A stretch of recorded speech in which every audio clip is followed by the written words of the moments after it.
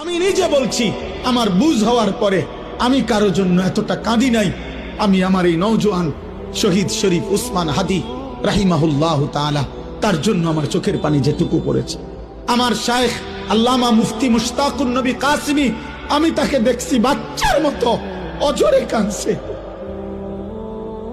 একসাথে ভাত খাইতে বসছি, ভাতের থালার সামনে পর্যন্ত হুজুরে দেখছি কাঁদতেছে। কয় মাওলানা, আমি তো ছেলেটারে ভুলতে পারছি না।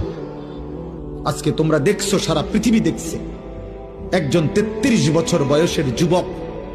এই যুবক ইমানদার ছিল। আমার প্রিয় ভাই, আমার কলিজার টুকরা ভাই শহীদ শরীফ উসমান হাদি রাহমাতুল্লাহ আলাই, এই নওজোয়ান ইমানদার নওজোয়ান 5 ওয়াক্ত নামাজ সে পড়তো প্রতিদিন। খুদার কসম, ফজরের নামাজ সে জামাতে পড়তো। ফজরের জন্য বন্ধুদেরকে ডাকতো। ফজরের নামাজ পড়ে তার সংসদীয় এলাকা, যেখান থেকে সে স্বতন্ত্র প্রার্থী হতে চেয়েছে, সেখানে ওয়ার্কিং করত। যেদিন গুলিবিদ্ধ হয়েছে সেদিন তো সে জুমার নামাজ পড়ে আল্লাহকে সেজদা দিয়ে মসজিদ থেকে বাইর হয়েছে। এর কিছুক্ষণের মধ্যেই সে গুলিবিদ্ধ হয়েছে। সে হাফেজে কোরআন ছিল, তার বাবা আলেম ছিলেন, তার বড় ভাই আলেম, সে মাদ্রাসার ছাত্র ছিল, সে আল্লাহকে ভালোবাসতো, পাক্কা ইমানদার ছিল।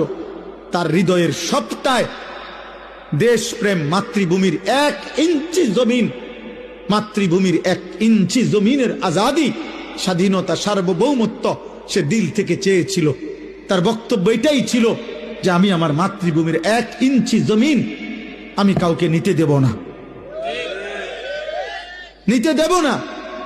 এক যুবক আল্লাহকেও রাজি করেছে, মাতৃভূমির প্রতি ভালোবাসা দেখাইছে।